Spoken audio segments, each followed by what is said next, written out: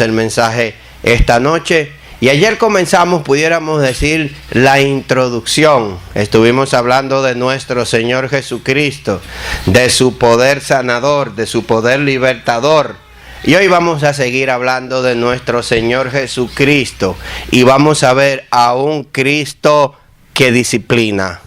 Vamos a abrir nuestras Biblias en Mateo capítulo 23. Mateo capítulo 23. Verso 37, y leemos la palabra en el nombre del Padre, del Hijo y del Espíritu Santo. Mateo 23, verso 37. Jerusalén, Jerusalén, que matas a los profetas y apedreas a los que te son enviados.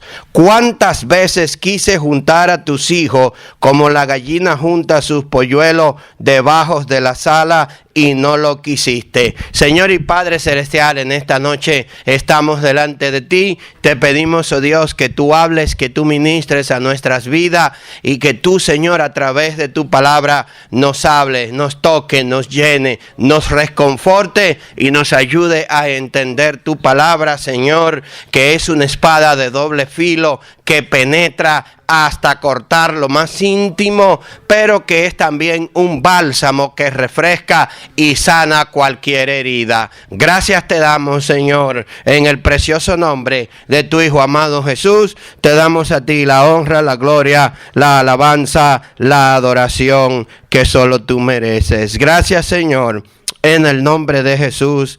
Amén. Pueden sentarse. Jerusalén, Jerusalén, que matas a los profetas y apedreas a los que te son enviados. ¿Cuántas veces quise juntar a tus hijos como la gallina junta sus polluelos debajo de su sala y no quisiste? Jesús estaba dando una cátedra a sus discípulos y a muchas personas que se habían allegado a él.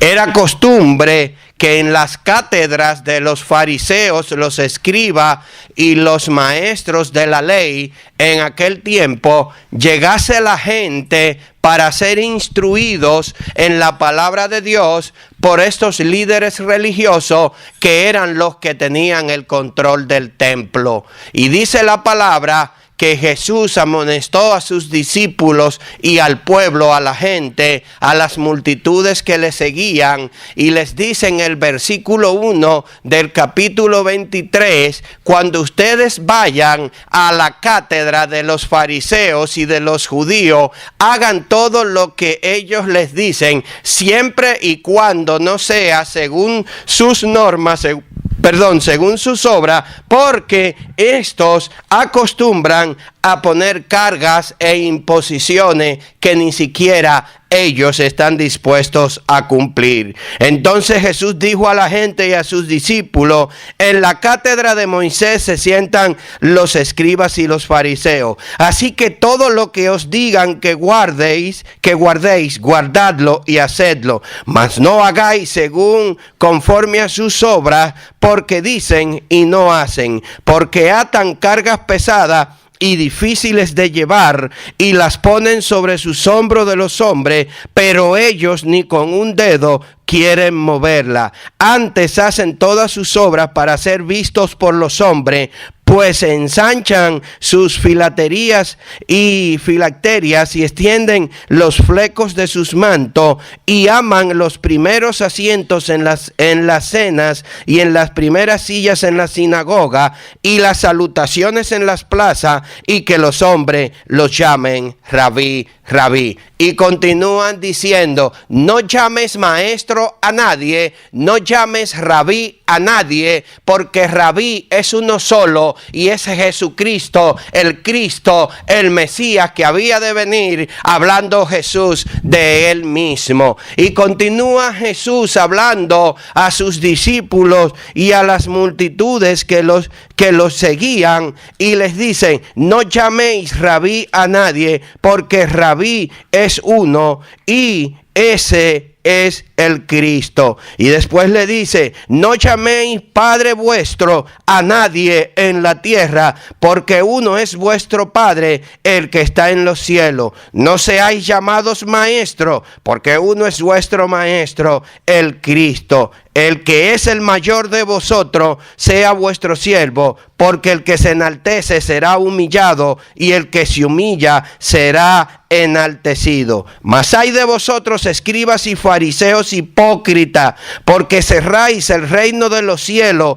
delante de los hombres, porque no entráis vosotros, ni dejáis entrar a los que están entrando. Hay de vosotros, escribas y fariseos hipócritas, porque devoráis las casas de las viudas, y como pretextos hacéis largas oraciones. Por esto recibiréis mayor condenación. Ay de vosotros, escribas y fariseos hipócritas, porque recorréis mar y tierra para hacer un prosélito, y una vez hecho, le hacéis 2 veces más hijo del infierno que vosotros. Ay de vosotros, guías ciegos, que decís: si alguno jura por el templo, no es nada, pero si alguno jura por el oro del templo, es deudor. Insensatos y ciegos, porque ¿cuál es el mayor, el oro o el templo que santifica al oro? También decís: si alguno jura por algún altar, por el altar, no es nada, pero si alguno jura por la ofrenda que está sobre él, es deudor. Necios y ciegos, porque ¿cuál es mayor, la ofrenda o el altar que santifica a la ofrenda? Pues el que jura por el altar, jura por él y por todo lo que está sobre él. Y el que jura por el templo, jura por él y por todo el que lo habita. Y el que jura por el cielo, jura por el trono de Dios y por aquel que está sentado en él. Ay de vosotros, escribas y fariseos hipócritas, porque diezmáis la menta, el eneldo y el comino, y dejáis la más importante de la ley, la justicia, la misericordia y la fe. Esto es necesario hacer, o sea, diezmar sin dejar de hacer lo otro, la justicia y la misericordia. Fariseo ciego, limpia primero lo de adentro del vaso y del plato, para que también lo de afuera sea limpio. Ay de vosotros, escribas y fariseos hipócritas, porque sois semejantes a sepulcros blanqueados, que por fuera a la verdad se muestran hermosos, mas por dentro están llenos de huesos de muerto y de toda inmundicia. Así también vosotros por fuera a la verdad os mostráis justos a los hombres, pero por dentro estáis llenos de hipocresía e iniquidad. Ay de vosotros, escribas y fariseos hipócritas, porque edificáis los sepulcros de los profetas y adornáis los monumentos de los justos, y decís: si hubiéramos vivido en los días de nuestros padres, no hubiéramos sido sus cómplices en la sangre de los profetas. Así que dais testimonio contra vosotros mismos de que sois hijos de aquellos que mataron a los profetas. Vosotros también llenad la medida de vuestros padres. Serpientes, generación de víboras, ¿cuándo escaparéis de la condenación del infierno? Por tanto, he aquí, yo os envío profetas y sabios y escribas, y de ellos a unos matarán y crucificaréis, a otros azotaréis en vuestra sinagoga y perseguiréis de ciudad en ciudad, para que venga sobre vosotros toda la sangre justa que ha sido derramada sobre la tierra, desde la sangre de Abel el justo hasta la sangre de Zacarías el hijo de Berequías, a quien mataste en el templo y en el altar. De cierto os digo que todo esto vendrá sobre esta generación. Jerusalén, Jerusalén, que matas a los profetas y apedreas a los que son enviados. ¿Cuántas veces quise juntar a tus hijos como la gallina junta a sus polluelos debajo de sus alas, y no los quisiste? Jesús estaba hablando a todos los discípulos y a la gente que se había acercado a él, y comenzó a darle una cátedra, perdonando la redundancia, sobre la cátedra de los fariseos. Los fariseos se caracterizaban por querer imponer doctrinas de hombre, mandatos de hombre que ni siquiera ellos podían cumplir. Por eso cuando Jesús hizo una sanidad en un día sábado, los fariseos comenzaron a condenarlo a Jesús y comenzaron a decirle que él no guardaba el sábado, teniendo Jesús que hacerle ver la manera hipócrita y la manera religiosa en que se estaban comportando con el Señor del sábado, porque Jesús, el que es, el que fue y el que ha de venir, ha sido por siempre, ha existido, existe y existirá desde mucho antes de que el Padre estableciera al pueblo de Israel la observancia del día sábado. Jesús es el Señor del sábado, Jesús es el Señor del domingo, Jesús es el Señor de todos los días, y no importa cuál día que usted escoja, puede dar adoración a nuestro Señor Jesucristo, porque los 7 días de la semana Él es el Señor. Él merece la adoración, Él merece la exaltación de su pueblo. Y como dice el coro, yo me gozo lunes, yo me gozo martes, yo me gozo miércoles, yo me gozo jueves, sábado también, viernes también, domingo también, y llega el domingo y llega el lunes y llega el jueves y sigue mi gozo. ¿Y sabe por qué? Porque Jesús es el Señor de todos los días, Jesús es el Señor del universo, y no importa cuál día sea, a Él debemos dar adoración, a Él debemos dar toda la honra, toda la gloria y toda la exaltación que Él merece como Rey de Reyes, Señor de señores.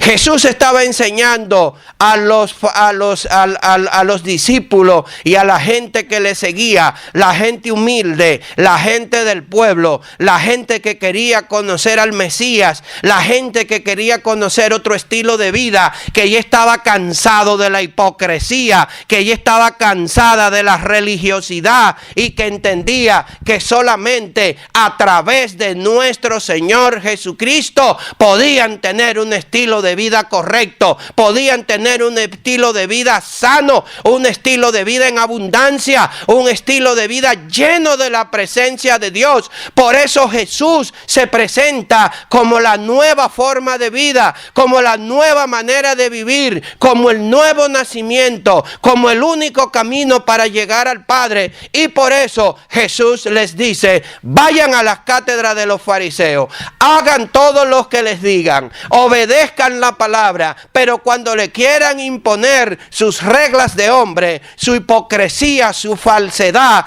entonces no le hagan caso, porque les van a imponer carga que ni siquiera ellos mismos pueden cumplir.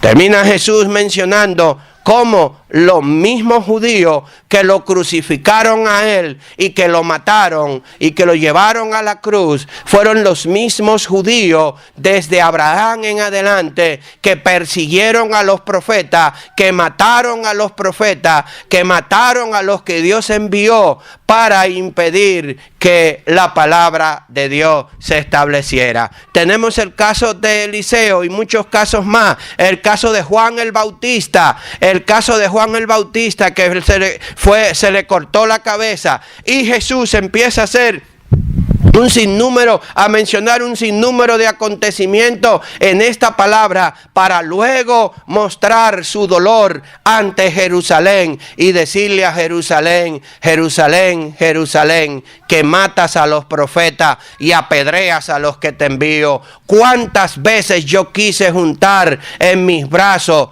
a ustedes como la gallina encierra en su regazo a sus polluelos? ¿Cuántas veces yo quise hacer de Jerusalén la ciudad del mundo, la ciudad preciosa, la ciudad anhelada, la ciudad deseada, la ciudad querida? Y sabes una cosa, que el Nuevo Testamento es una sombra física, el Antiguo Testamento es una sombra física de todo lo que iba a suceder en el Nuevo. Por tal motivo, Jerusalén es sinónimo del pueblo de Dios en el Antiguo Pacto, de todo el pueblo de Israel, y en el Nuevo Pacto, Jerusalén, la Jerusalén espiritual, es la iglesia.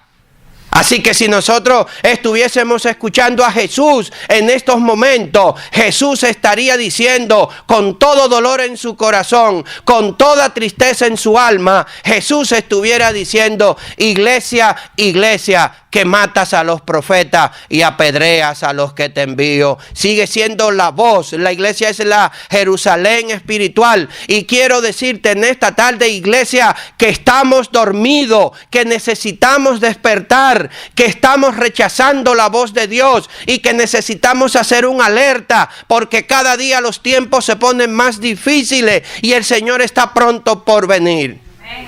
En los años 60 hubo un predicador llamado David Wilkerson que se enteró de un caso de un pandillero en Nueva York que había cometido un asesinato que para los años 60 en la ciudad de Nueva York, que por mucho tiempo fue llamada la ciudad del crimen, a pesar de esta ciudad ser la ciudad del crimen, este crimen que se cometió en ese tiempo escandalizó a la ciudad porque fue algo horrible lo que pasó. Un grupo de pandilleros, no me acuerdo cuál fue el asesinato que cometieron, pero fue horrible lo que sucedió. Dice que cuando el joven predicador David Wilkerson se enteró de este asesinato, él sintió compasión por esos jovencitos, por esos adolescentes que habían cometido esa atrocidad, esa barbaridad, y quiso irlos a visitar a la cárcel, pero las autoridades penitenciarias del estado de Nueva York se lo prohibieron e inmediatamente estos jóvenes fueron trasladados, fueron repatriados, fueron extraditados al estado de California, donde fueron juzgados, y David Wilkerson no pudo verlo ni saber jamás de ello.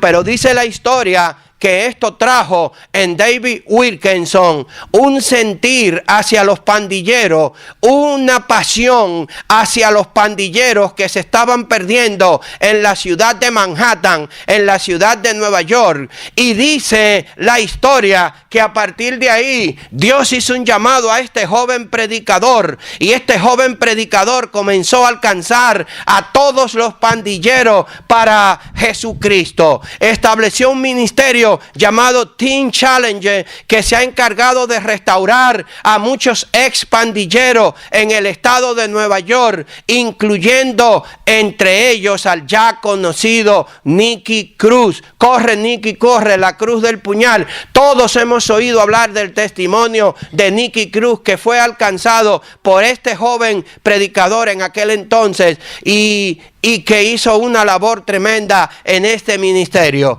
Este predicador hace pocos meses murió en un accidente automovilístico a la edad de 80 años. Dice que iba en su carro y parece que al cruzar de un carril para otro en uno de los expressways grandes del país, no se percató que venía un camión y el camión lo chocó y en el accidente perdió la vida. Antes de David Wilkerson morir, él predicó un mensaje hermosísimo que lo estuve oyendo hoy por internet. El mensaje era en inglés, pero con títulos, acreditaciones en español.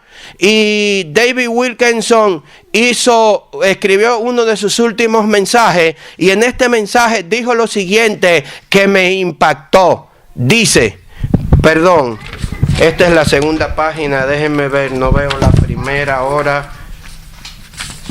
Ahora aquí está. Vamos a leerlo. Una vez David Wilkerson dijo en una de sus prédicas: veo toda escena religiosa hoy y todo lo que veo son inventos de ministerios de hombre y de carne, mayormente sin poder de impacto y sin impacto en el mundo, y veo más al mundo entrando en la iglesia e impactando a la iglesia en vez de que la iglesia impacte al mundo. Continúa diciendo: veo a la música impactando a la casa de Dios, veo al entretenimiento impactando a la casa de Dios, obsesión con el entretenimiento en la casa de Dios, y un odio hacia la corrección y un odio a reprobarlo. Mira la palabra, Nehemías. Jerusalén estaba en ruinas. ¿Cómo iba Dios a restaurar las ruinas? Nehemías no era un gran predicador, era un gran cargador, un gran ganador de almas. Él dijo: me quebrantaré y lloraré, madrugaré y ayunaré. Y entonces comencé a orar día y noche. Ninguno, aparte de Nehemías, oró. Ninguno, aparte de Nehemías, lloró.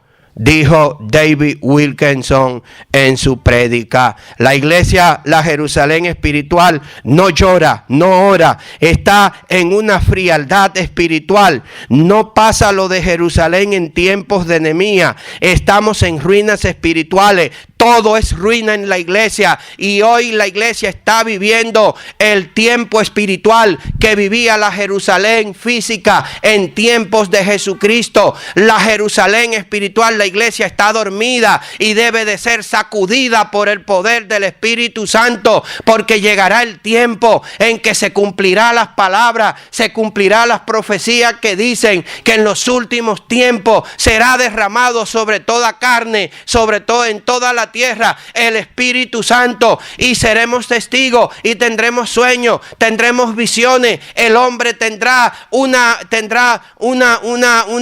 hegemonía, tendrá un control sobre la palabra de Dios, sobre el predicar la palabra de Dios. La palabra de Dios va a ser predicada, el reino de Dios se va a extender, va a ser establecido en la tierra, y entonces vendrá el deseado de todas las naciones a encontrarse con su pueblo que está dormido y necesita despertar para que escuche la trompeta cuando suene, para que pueda irse con Cristo en un abrir y cerrar de ojos. La condición que la iglesia está viviendo es triste. La condición que la iglesia está viviendo es profética, y la palabra de Dios nos dice: despiértate tú que duermes, levántate de entre los muertos y te alumbrará Cristo. Porque la iglesia está como estaba Israel cuando Dios le mostró al profeta un valle de huesos secos, huesos sin vida, huesos sin carne, huesos que estaban tirados en el valle y que no había aliento de vida,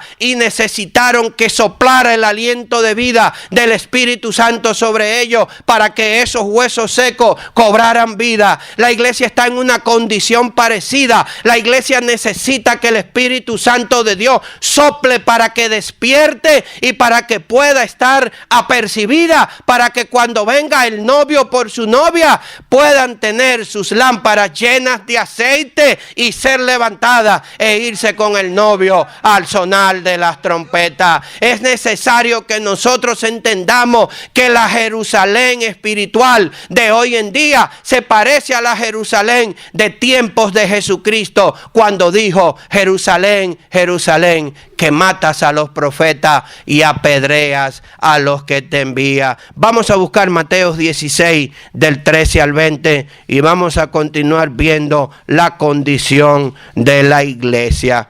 Mateo 16 del 13 al 20, y leemos la palabra en el nombre del Padre, del Hijo y del Espíritu Santo.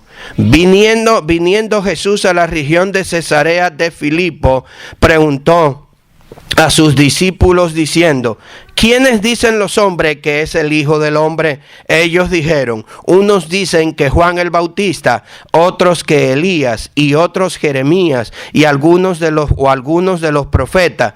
Él les dijo: ¿y vosotros quién decís que soy yo? Respondiendo Simón Pedro dijo: tú eres el Cristo, el Hijo del Dios viviente. Entonces le respondió Jesús: bienaventurados eres, Simón, hijo de Jonás, porque no te lo reveló carne ni sangre, sino mi Padre que está en los cielos. Y yo te digo que tú eres Pedro, y sobre esta roca edificaré mi iglesia, y las puertas del Hades no prevalecerán en contra de ella. Y a ti te daré las llaves del reino de los cielos, y todo lo que atares en la tierra será atado en los cielos, y todo lo que desatares en la tierra será desatado en los cielos. Entonces mandó a sus discípulos que a nadie dijesen que él era Jesús el Cristo.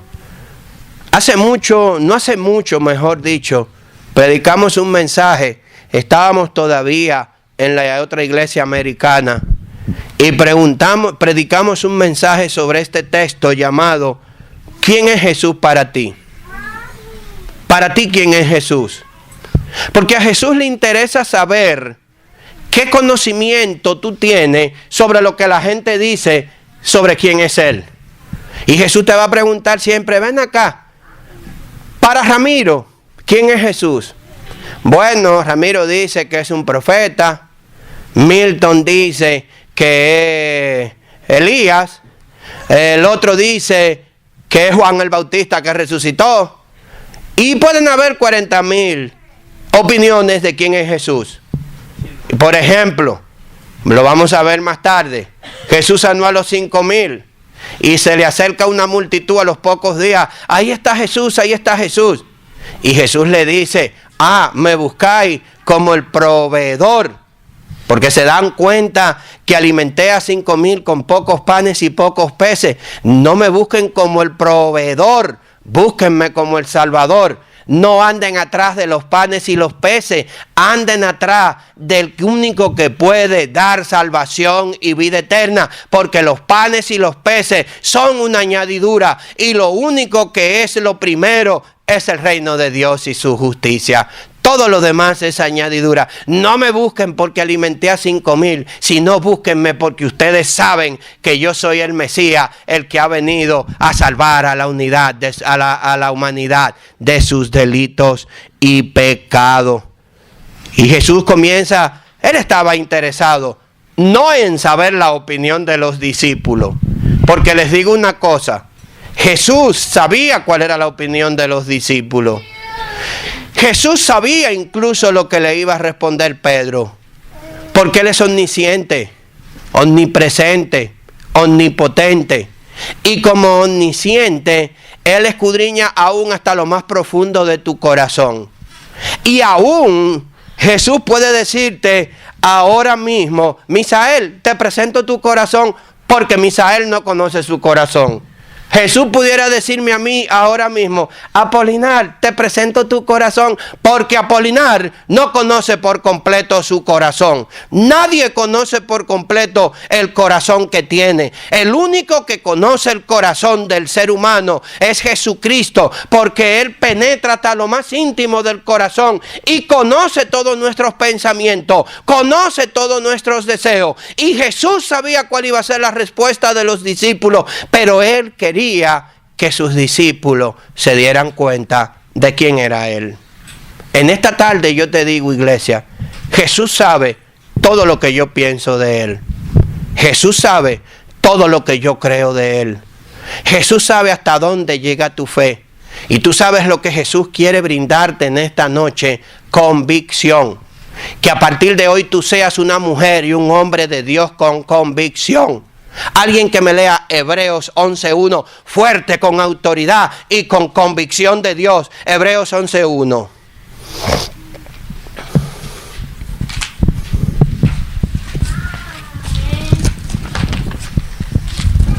Después la fe, la certeza de lo que se espera, la convicción de lo que no se ve. Ok, es pues la fe, la certeza de lo que se espera, la convicción de lo que no se ve. ¿Qué es la fe? Alguien que me diga, en una sola palabra, ¿qué es la fe?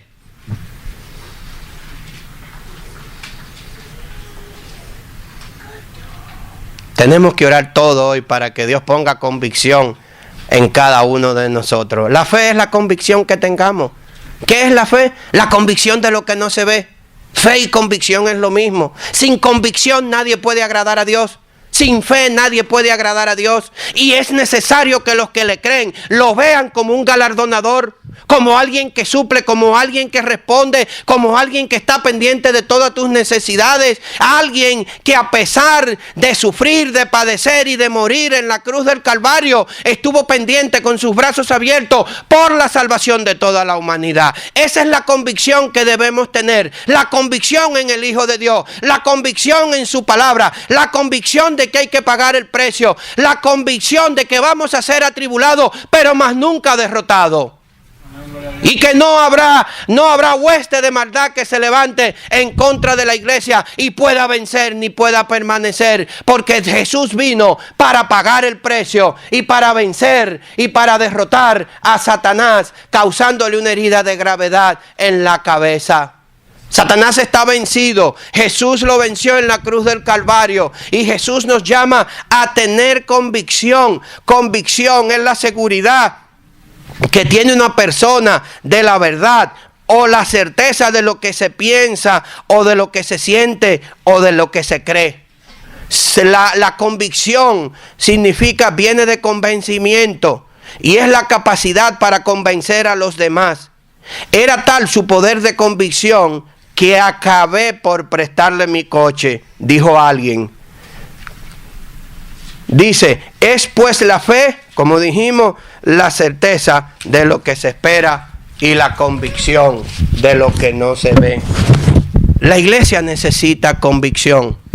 La iglesia necesita estar parada firme y saber en qué han creído. Y saber en quién han puesto su fe, han puesto su confianza.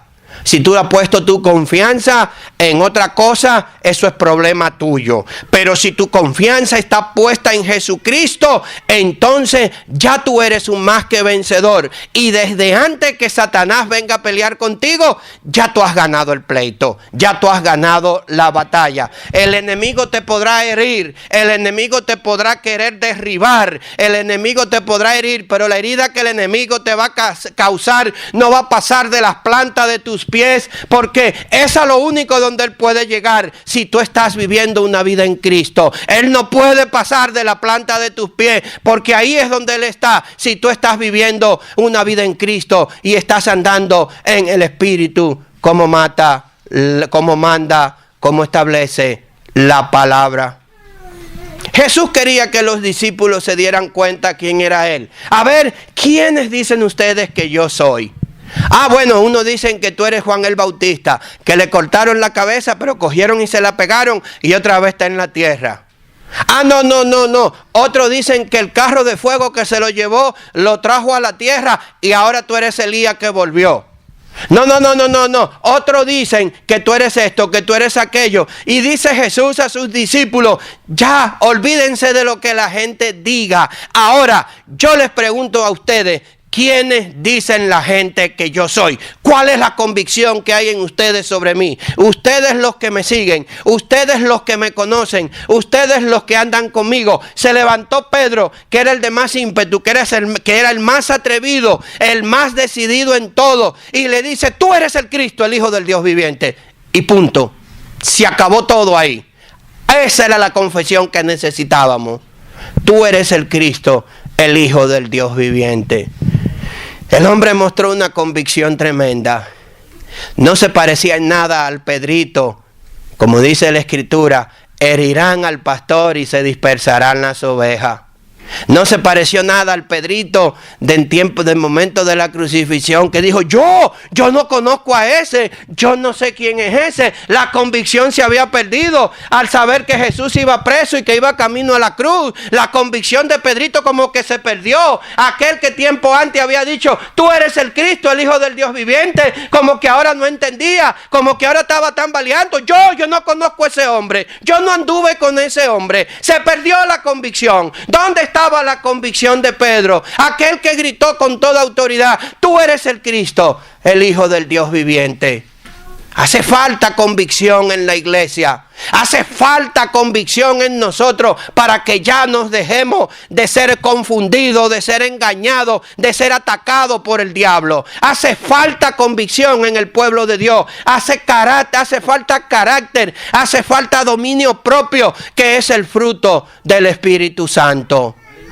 ¿Dónde está el discernimiento que Dios nos ha dado? Dice la palabra, si tú no tienes discernimiento, pídeselo a Dios para que puedas darte cuenta de cuáles son los espíritus que están interfiriendo alrededor de tu vida espiritual.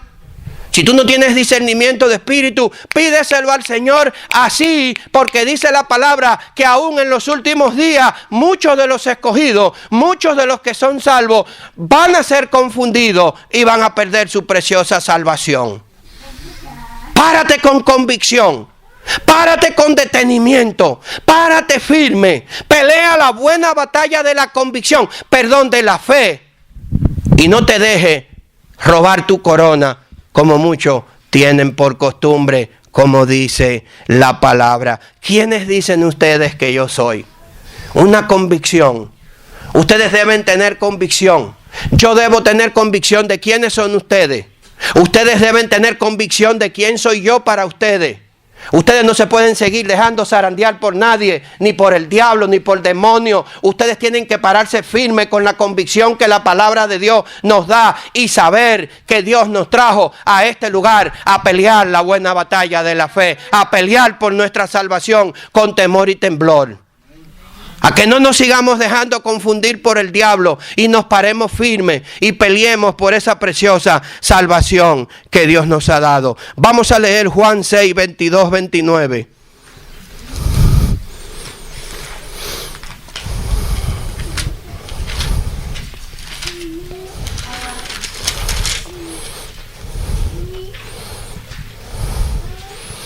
Dice, al día siguiente, la gente que estaba al otro lado del mar vio que no había habido allí más que una sola barca y que Jesús no había entrado en ella con sus discípulos, sino que estos se habían ido solos.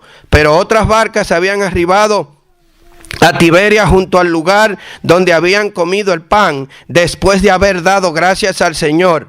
Cuando vio pues la gente que Jesús no estaba allí, ni sus discípulos, entraron en la barca y fueron a Capernaum buscando a Jesús. Y hallándole al otro lado del mar, le dijeron: Rabí, ¿cuándo llegaste acá? Respondió Jesús y les dijo: de cierto os digo que me buscáis, no porque habéis visto las señales, sino porque comisteis el pan y os saciasteis. Trabajad no por la comida.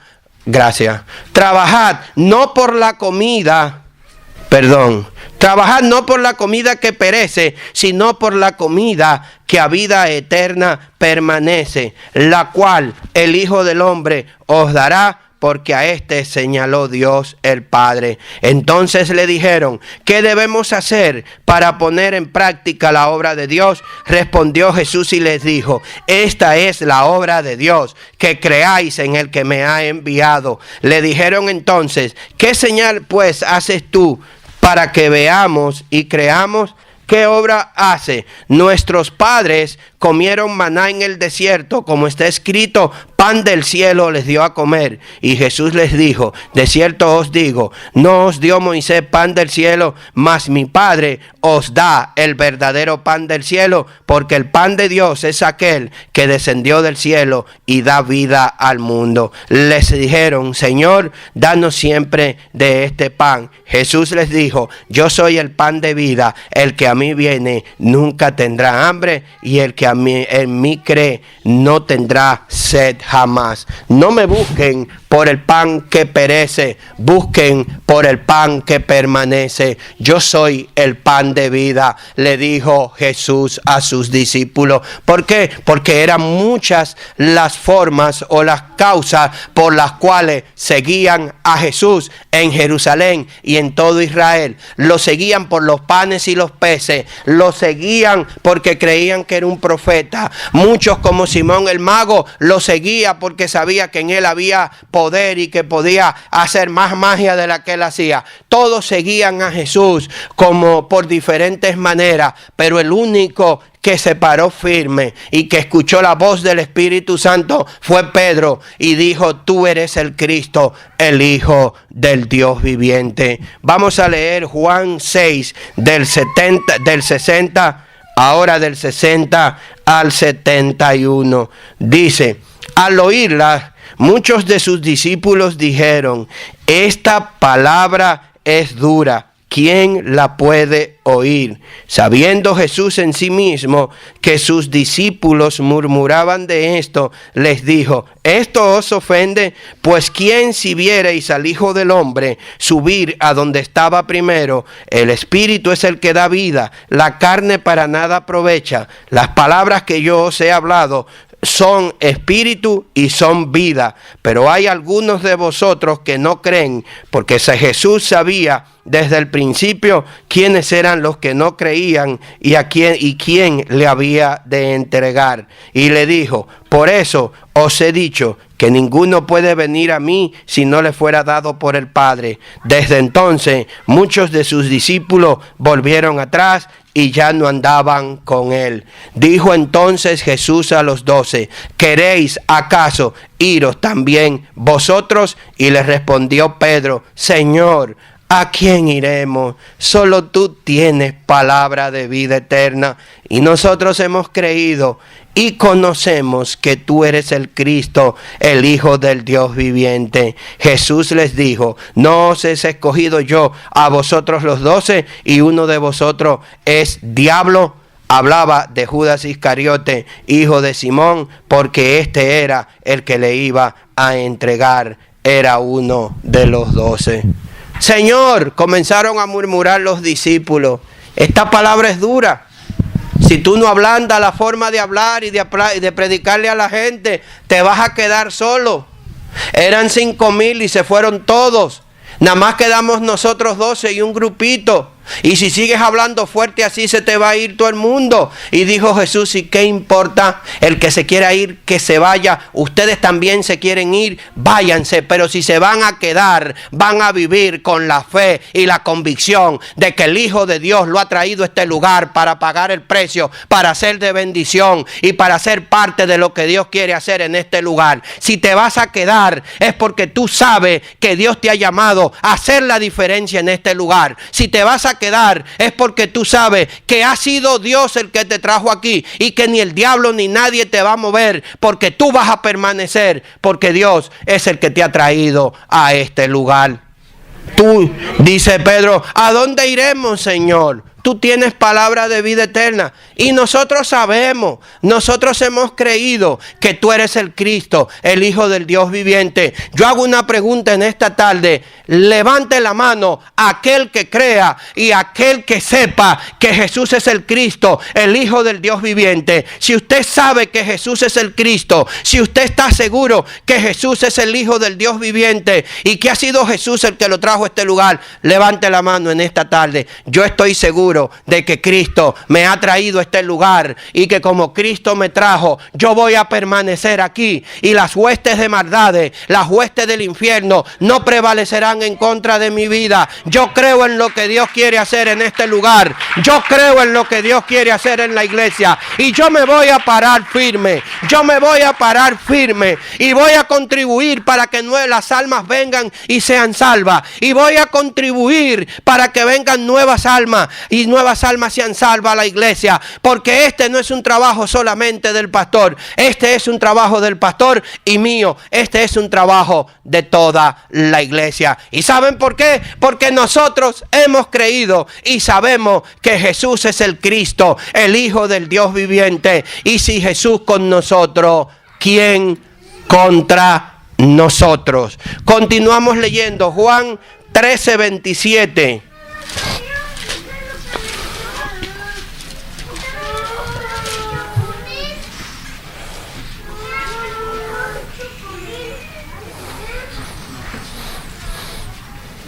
Y después del bocado, Satanás entró en él.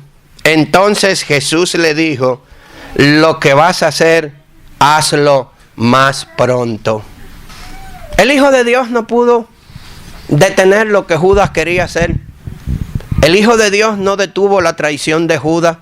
¿Y sabes por qué el Hijo de Dios no detuvo la traición de Judas?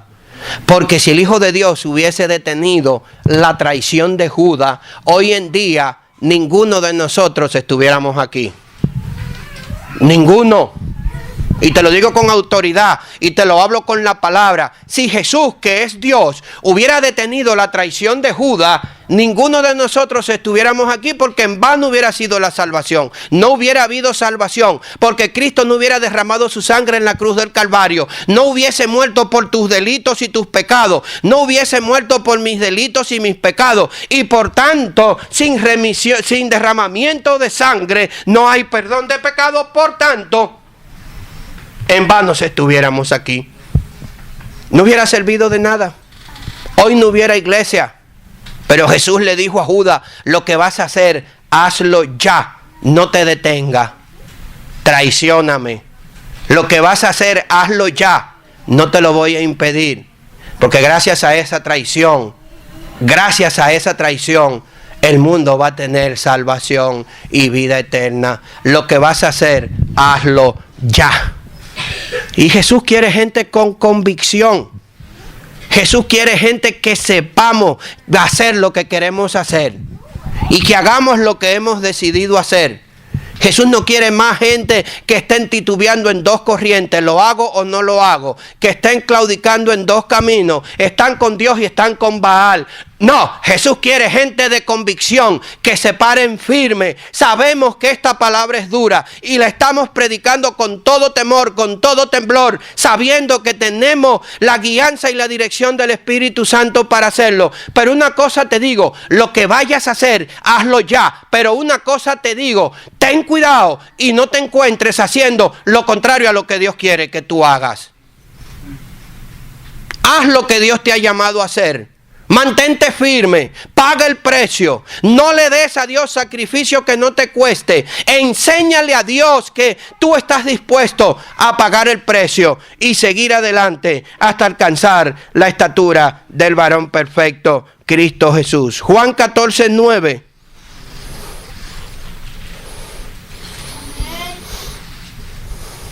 Un discípulo. Todavía Jesús le pregunta a los discípulos, ¿quiénes dicen ustedes que yo soy? Y sale Pedro y le dice, tú eres el Cristo, el Hijo del Dios viviente. Pero un tiempecito más tarde, viene otro discípulo más, Tomás, y le dice, Señor, muéstrame al Padre. Wow, como que no valió de nada la declaración de Pedro. ¿Y sabes por qué? Porque le faltó convicción. No había convicción.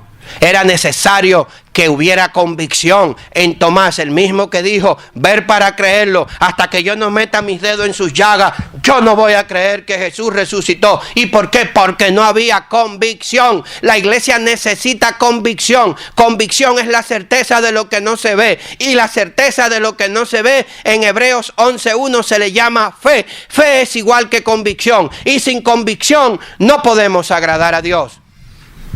Y dice la palabra que todo lo que no viene de fe es contado por pecado. Usted puede hacer lo que haga. Usted puede orar y que se levante un muerto. Usted puede orar y que un paralítico camine. Usted puede orar y que pase lo que pase, pero si no hay fe y no hay convicción, todo eso es pecado. De nada sirve. Vanidad de vanidades, como dijo el predicador. Y es necesario que busquemos la convicción de Dios. Estamos viviendo tiempos difíciles. Está por sonar la trompeta. Pronto viene el deseado de las naciones. Toda América Latina está dando el apoyo para que se cree el Estado Libre Palestino. El único país que hasta ahora ha impedido de que se cree el Estado Libre Palestino es el Estados Unidos de América. Y ya hay algunos de los precandidatos que no sé si es haciendo política o no sé si es que verdaderamente están en su corazón, que dicen que si salen presidente en el 2012 van a apoyar el Estado Libre Palestino. ¿Y sabe lo que significa eso? La supuesta paz que el mundo da, y que después de la paz que el mundo da viene sobre la tierra destrucción, dice la palabra de Dios. Todo ese Estado palestino y todos los países árabes del alrededor se van a levantar contra el pueblo de Dios. Y prepárese, prepare su maleta, prepare su equipaje, tenga su pasaporte en mano, y no porque migración lo va a parar manejando, sino porque Cristo está por venir y en cualquier momento suena la trompeta. Convicción en el pueblo de Dios. Convicción porque el diablo anda lanzando su última estocada final a ver a quién arrastra con él en los últimos tiempos. Convicción para que no nos dejemos engañar. Convicción para que paguemos el precio. Convicción para que amemos a Dios. Convicción para que estemos firmes. Convicción para que tengamos nuestras lámparas llenas de aceite, para que cuando suene la trompeta y venga el novio, que las vírgenes sensatas se puedan ir con él.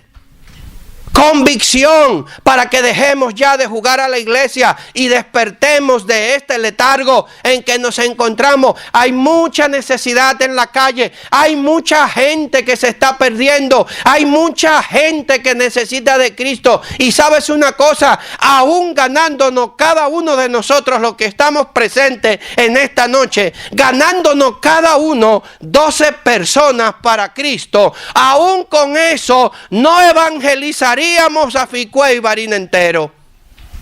Convicción para salir a buscar a las almas. Convicción para saber que el mejor ministerio que podamos tener en nuestras vidas es alcanzar al perdido. Convicción de que podamos entender que alguien está por morir y nosotros no hicimos nada para que se fuera en paz con Cristo. Convicción para que nosotros podamos llevar aliento a aquellos que están en un mundo de derrota. Convicción para no sembrar en otro fundamento en el que otro ya ha sembrado. El que está en otra iglesia, déjenlo tranquilo. Pero el que no está en ningún lado, el que no se le ha hablado de Cristo, el que necesita tener un encuentro con Jesús, a ese salgamos a buscar, a ese salgamos a hablarle de Cristo. Convicción para entender que el mejor ministerio que hay en la iglesia es el de alcanzar al perdido. Convicción para pagar el precio. Convicción para entender que no somos cualquier cosa, que somos nación santa, pueblo adquirido para anunciar las virtudes de aquel que nos llamó de las tinieblas a su luz admirable. Decía David Wilkerson, decía en su prédica que la iglesia se ha dejado influenciar por el mundo en vez de la iglesia influenciar al mundo. Es el mundo el que está ganando la iglesia en vez de la iglesia ganar al mundo. Hemos traído las modas del mundo a la iglesia en el vestir, en las alabanzas. Ahora queremos hacer hasta señas en el templo como te hacen en el mundo. Hemos corrompido el altar de Dios y este lugar es santo. Hemos corrompido la alabanza, la adoración. Y es más, digo todo esto con temor y temblor. Hemos corrompido la palabra porque ahora queremos que nos prediquen un evangelio fácil. Queremos recibir un evangelio microondas que lo ponemos y en pocos minutos ya está caliente. Y brincamos y saltamos y echáis la unción y el avivamiento. Y sabes una cosa, la iglesia fría y dormida. Y te cansaste de brincar y de saltar. Y cuando llegas a tu casa estás igual o peor. Porque no es grito, no es brinco. Es la unción y la convicción del Espíritu Santo de que es el Hijo de Dios el que hace la obra en ti. Y que ya es tiempo de que despertemos. Porque hay un remanente fiel que va a ser levantado. Y solamente aquel que verdaderamente pague el precio, solamente aquel que verdaderamente cumpla con su trabajo, solo ese va a ser transformado y va a ser levantado cuando la iglesia sea llevada. Hace unos minutos atrás estaba hablando con un amigo de Charlo que conozco por muchísimos años, un joven a quien admiro por un testimonio bien lindo que tiene. Él trabaja en una de las líneas aéreas de Charlo. Y me estaba hablando de una situación que estaba pasando. Otro amigo mío se casó, todavía yo vivía en Miami. Y se le metió un espíritu de Jezabel a la esposa. Y la esposa destruyó el matrimonio del pastor de esa iglesia donde iban. Y hoy es la esposa del pastor. Y hoy en día están ordenando pastores. Y hoy en día están haciendo cuantas cosas quieren. Ten cuidado con todo lo que parece bonito. Ten cuidado porque hay caminos que al hombre le parecen buenos y son caminos de perdición. Ten cuidado para que el diablo no te arrastre, porque por ahí andan muchos diciendo que son y no son. Agárrate firme donde Dios te ha puesto, porque estamos viviendo la apostasía y aún en estos tiempos muchos de los que son salvos van a ser confundidos. Mi deber es decirte que tengas convicción y te fares firme. Mi deber es decirte que pelees con tu salvación, por tu salvación, con temor y temblor. Te menciono otro caso de otro líder, un líder misionero que pagó un precio tremendo para Dios. Hoy está caído, apartado, y verdaderamente su vida, su matrimonio, su familia completamente destruida. ¿Y sabe por qué? Por falta de convicción. Necesitamos pararnos firmes.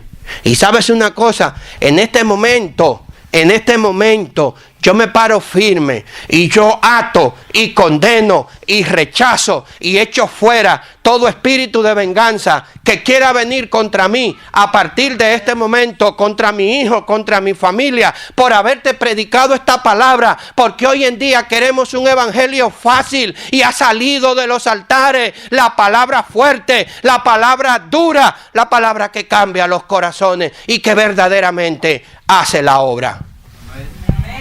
Hoy en día queremos oír prosperidad. Hoy en día queremos oír que nos acomoden. Ay, hay que poner a fulano a cantar porque si no, se va. Mira, no te vayas porque no te ponen a cantar. Vete a lo mejor porque te están enseñando la palabra que no edifica. Pero si te están enseñando la palabra firme y tú sabes que hay sana doctrina y tú sabes que Dios te tiene ahí, persevera aunque vengan las pruebas que vengan.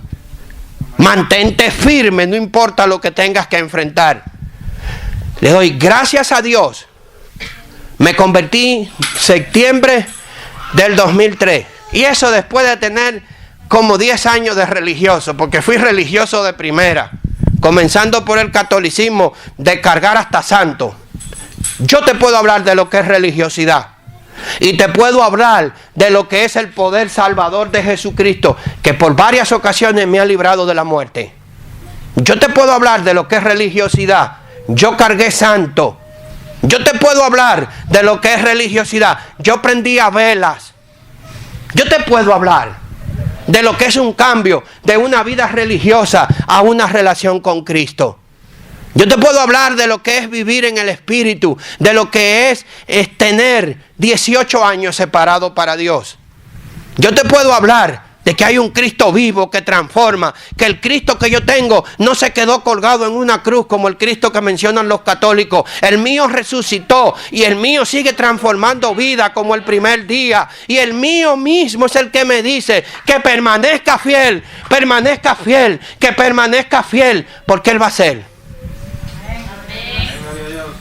Dios nos llama a que paguemos el precio, a que tengamos convicción, a que no dejemos que nadie robe nuestra corona. Juan 14:9 dice, Jesús le dijo, tanto tiempo hace que estoy con vosotros y aún no me has conocido, Felipe. El que no me ha visto a mí, ha visto al Padre. ¿Cómo pues, dices tú, muéstrame al Padre? El que me ha visto a mí, ha visto al Padre. Ahora yo les digo a ustedes, 6 años conociéndome y todavía se preguntan quién soy yo. Yo creo que es tiempo, iglesia, de que maduremos. Yo creo que es tiempo en que tomemos decisiones firmes. Escapa por tu vida, iglesia. Escapa por tu vida. Si tú consideras que aquí no se te está alimentando espiritualmente, las puertas están abiertas.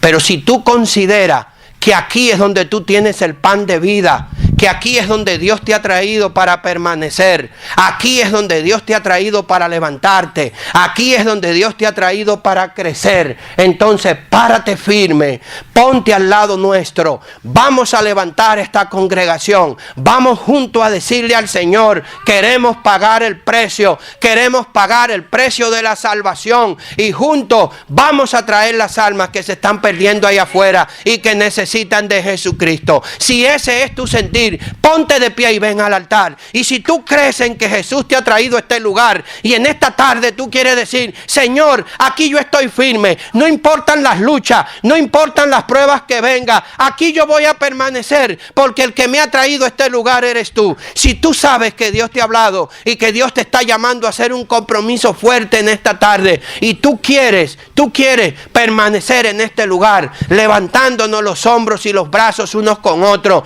ponte de pie y ven al altar. No hay mucho que hacer, no hay mucho que decir. Hoy es día de decisión, hoy es día de entrega, hoy es día de compromiso con Dios, hoy es día de pedir la convicción a Dios, de pedirle a Dios que nos bendiga, de pedirle a Dios que nos levante, que nos dé la fuerza para seguir adelante, para cumplir con la obra que Dios ha puesto en nuestras manos. Si tú sabes y tú no le crees al hermano Apolinar, si tú no le crees al hermano Apolinar, pero tú le crees a Dios, entonces párate firme, trabaja al lado del hermano Apolinar y juntos vamos a levantar este lugar para la honra y la gloria de nuestro Señor Jesucristo. Es tiempo de decisión, es tiempo de convicción, es tiempo de pararnos firmes, es tiempo de pelear la buena batalla, es tiempo de no dejarnos más confundir con el diablo. Nosotros no tenemos enemigos humanos, nuestro enemigo es Satanás. Satanás anda como león rugiente buscando a devorar.